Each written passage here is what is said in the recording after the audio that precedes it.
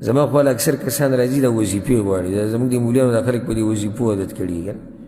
د دې کار وظیفه او دې کار. نو چې ما ته ډېرې مسلې ځي، زه تا ته بله څه لاره د دې نه غټه وښیم. حدیث کې راځي چې الله وایي څوک څه غواړي چې ورکړم، په چا څه مصیبت شتي چې لرې کمی تی. یو حدیث کې راځي د چا رزق تنګ دی چې پراخه یې کمه، د چا څه ضرورت شتي چې د خپلو خزانو له وله ورکړم. یو روایت کې ورسره دام راځي وایي څوک بیمار دی چې روغ یې کړم، خیر کار یې ورته دا ښوولی دی یا د خیر دروازه. وصلاة الرجل فی جوف اللیل، او د یو سړي مونځ د شپې په یو حصه کې یا په آخرني حصه کې، دا د خیر لویه دروازه ده. او که په دې موضوع شروع کړو نو زه یم چې را ټول درس به رانه په دې ځای ختم شي. خو الحمدلله زما په دې باندې مکمل بیانونه دي تفصیلي ځان له، ټوله خبر هم دې باره کې د شپې د مانځه فضیلت نه هغه به واورئ. پیغمبر صلی الله علیه وسلم بیا آیت ووی تتجافى جنوبهم عن المضاجع يدعون ربهم خوفا وطمعا ومما رزقناهم ينفقون فلا تعلم نفس ما أخفي لهم من قرة أعين جزاء بما كانوا يعملون. الله د مؤمنانو شان ذکر کړی دی، تتجافى جنوبهم عن المضاجع. الله وی د دې مؤمنانو اړخونه د طلایانو نه اوچتېږي، یعنی د دوی د اړخونه په طلایانو ډېر نه لګي د شپې. بیماران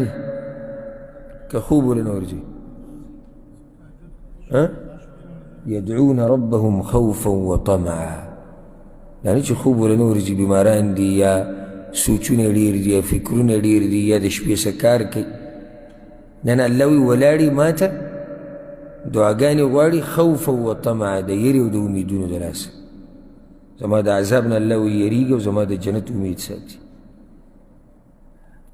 د شپې الله ته ودرېږه، دا اوچت عبادت دی.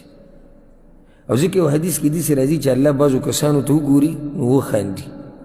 یو پکې هغه کس دی چې خپله طلایي پرېږدي، د خپلې ښځې خوا پرېږدي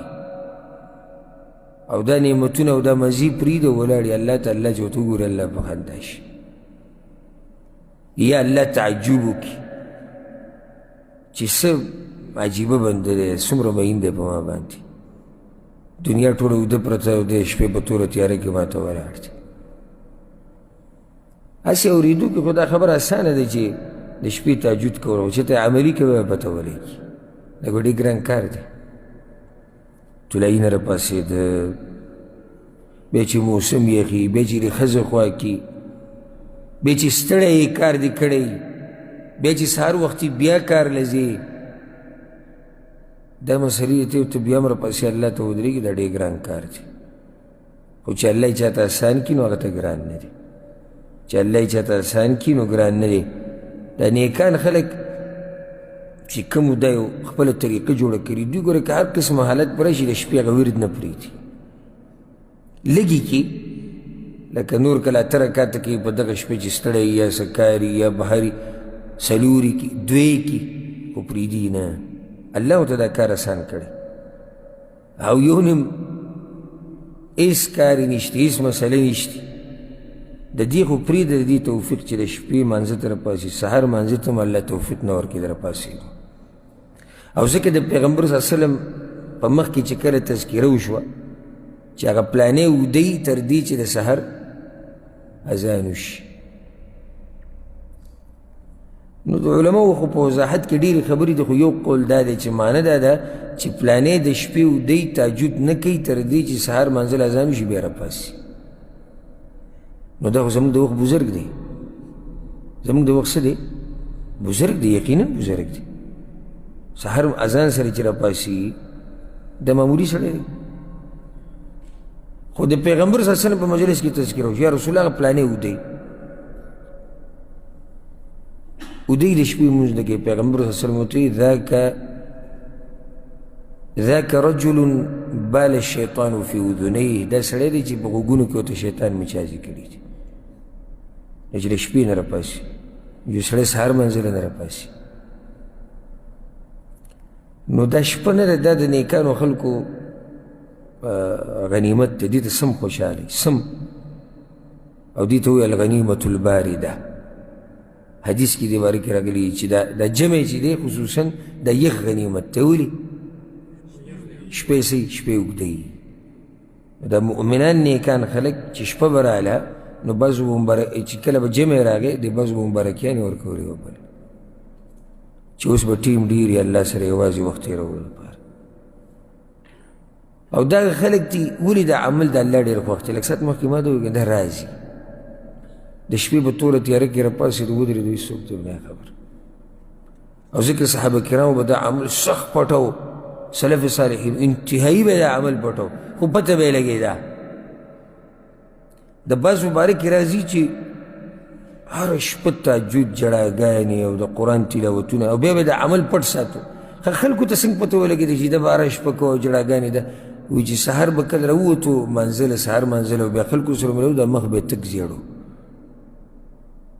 او مخ چې زیړې دلیل څه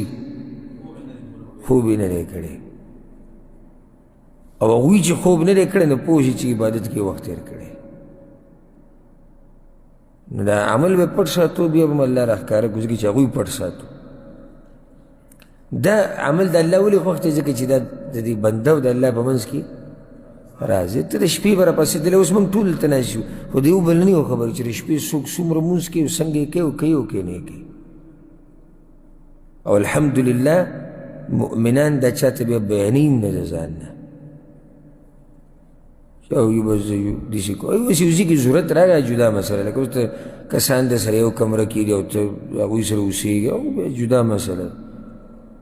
خو چې ضرورت ورته نه وي نو یو مؤمن نیک عمله سړی دا عمل چاته نه راښکاره کوي ځکه د الله دپاره کړی دی بس بل په دې کې کیدی نه شي چې دې کې دې ریاکاري کیدی شي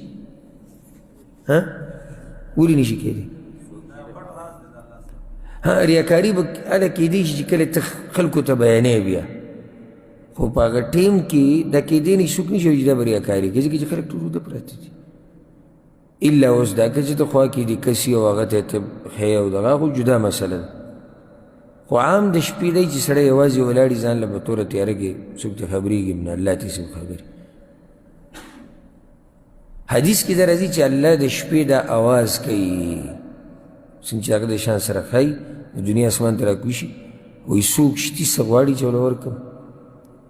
دا بنده ورته الله ولاړي او یا الله زه یې غواړم زما خپل اکثر کسان راځي دا وظیفې غواړي دا زموږ د مولیانو دا خلک په دې وظیفو عادت کړي که د دې کار وظیفه او دې کار نو چې ما ته ډېرې مسلې ذکر کوي د دې وظیفه څه اګزام د شپې اخرنۍ برخه کې تهجد کوي څو رکاته او په هغه ټیم کې الله ته ووایه الله به یې وکړي بیا زما دې مخ ته اریان دي چې ګوري نه نه وظیفه وایم نو زه هم د دې نه غټه وظیفه څه ده زه تا ته بله څه لاره د دې نه غټه وښیم حدیث کې راځي چې الله وایي څوک څه غواړي چې ورکړم په چا څه مصیبت شتي چې لرې کمی تی یو حدیث کې راځي د چا رزق تنګ دی چې پراخه یې کمه د چا څه ضرورت شتي چې د خپلو خزانو له وله ورکړم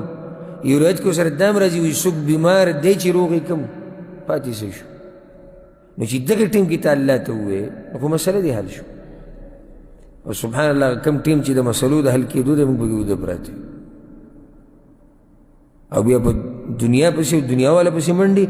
او یا مولوي صاحب ته وایي چې موږ له وظیفه راکړه او اصل وخت یې پرېښود دی د شپې د منځه اهتمام کوئ